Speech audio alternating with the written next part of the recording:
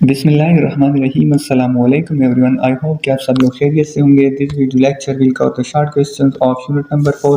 Question number 1 है why is boiling of egg a chemical change and boiling of water is physical change. अंडे का उबालना एक chemical change है और पानी का उबालना एक फिजिकल चेंज है। ऐसा क्यों है? अब पहले देखते हैं कि अंडे के उबालने को हम केमिकल चेंज क्यों कहते हैं। Boiling of egg is chemical change. इसमें कोई दो राय नहीं है कि अंडे का उबालना एक केमिकल चेंज है। ऐसा क्यों है? Because the heat causes the protein inside the egg to denature.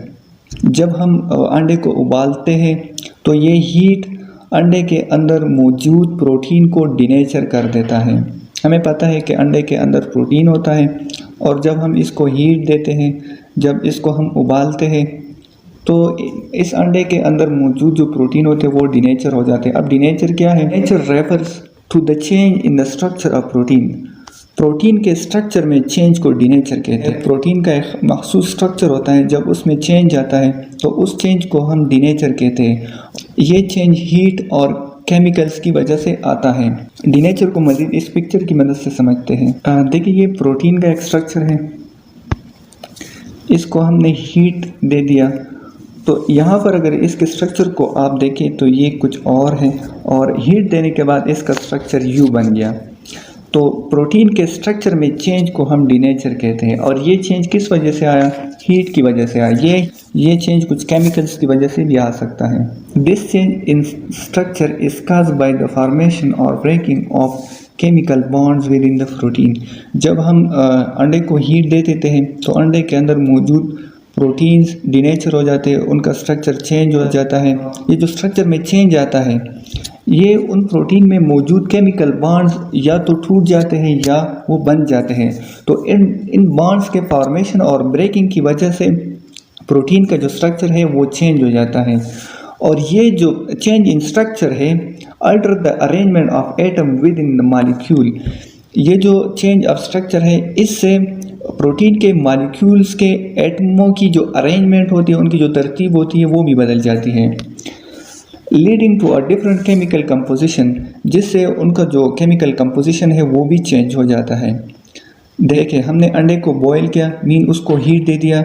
Heat से अंडे के अंदर मौजूद जो प्रोटीन थे वो डीनेचर हो गए। डीनेचर का मतलब है कि अंडे में मौजूद प्रोटीन के स्ट्रक्चर में चेंज आया। ये स्ट्रक्चर किस वजह से आया? जब हमने प्रोटीन को हीट दे दिया तो प्रोटीन में मौजूद कुछ केमिकल बॉन्ड्स टूट गए, कुछ बन गए। अब ये बॉन्ड के टूटने और इस बॉन्ड के बनने से एटमों की अरेंजमेंट भी चेंज हो गई। जब एटमों की अरेंजमेंट चेंज हो गई तो इसकी वजह से प्रोटीन के केमिकल कंपोजिशन में चेंज आया। अब जब प्रोटीन के कंपोजिशन में चेंज आया तो ये एक केमिकल चेंज है। हमने क्या पढ़ा था कि केमिकल चेंज क्या होता है? जब हम सब्सटेंस की केमिकल कंपोजिशन को चेंज करें तो उसको हम एक केमिकल चेंज कंसिडर करते हैं। तो यहाँ पर हीट की वजह से, बॉइलिंग की वजह से अंडे के अंदर मौजूद जो प्रोटीन था उसमें एक केमिकल चेंज आया। दूसरी बात है once the chemical bonds within the protein are disturbed. जब एक मरतबा प्रोटीन के बॉन्ड को आप डिस्टर्ब कर देते हैं या उसको रीअरेंज कर देते हैं, the protein can not easily return to its original functional state. तो ये जो प्रोटीन होते हैं ये फिर अपने असली हालत में आसानी से नहीं आते। मतलब ये जो चेंज आया ये इरिवर्सिबल चेंज है, ये आसानी से रिवर्स होने वाला नहीं है। तो यहाँ पर एक तो केमिकल कंपोजिशन में चेंज आया, सब्सटेंस की कंपोजिशन में चेंज आया। दूसरी बात ये कि ये जो चेंज है ये इरिवर्सिबल है। अगर यहाँ पर प्रोटीन के कंपोजिशन में चेंज ना आता और ये चेंज रिवर्सिबल होता तो फिर इसको हम फिजिकल चेंज कंसिडर करते। लेकिन यहाँ पर क्या हुआ कि उसके कंपोजिशन में चेंज आया, प्रोटीन के कंपोजिशन में चेंज आया और ये इरिवर्सिबल चेंज है। सो इसलिए बॉइलिंग ऑफ एग जो है ये एक केमिकल चेंज है, ना कि एक फिजिकल चेंज है। देखते हैं कि बॉइलिंग ऑफ वाटर क्यों एक फिजिकल चेंज है। While boiling of water is a physical change, कि पानी का उबालना एक फिजिकल चेंज है। क्यों? Because it involves a change in the state from liquid to gas.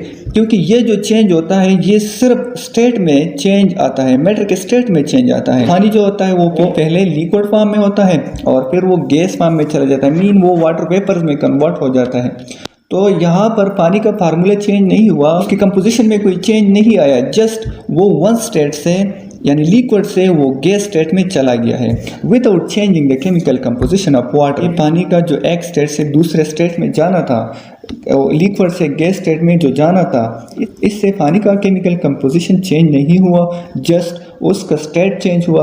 और ये रिवर्सिबल भी है, ये जो चेंज है ये रिवर्सिबल भी है।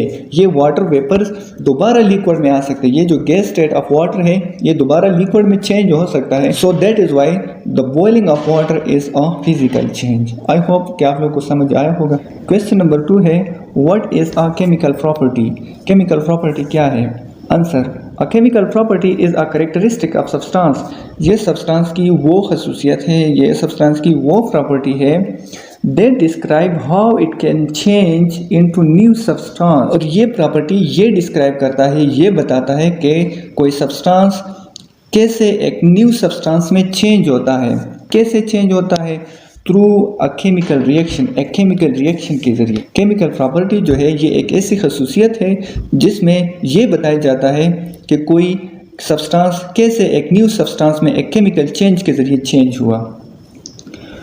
और इसका एक एग्जांपल है flammability is a chemical property. Flammability जो है वो एक केमिकल प्रॉपर्टी है, यानी किसी चीज़ के जलने की जो कैपेबिलिटी है, किसी चीज़ के जलने की जो सलाहियत है, कोई चीज़ कितना आसानी से जल सकता है, वो उसकी फ्लेमेबिलिटी है।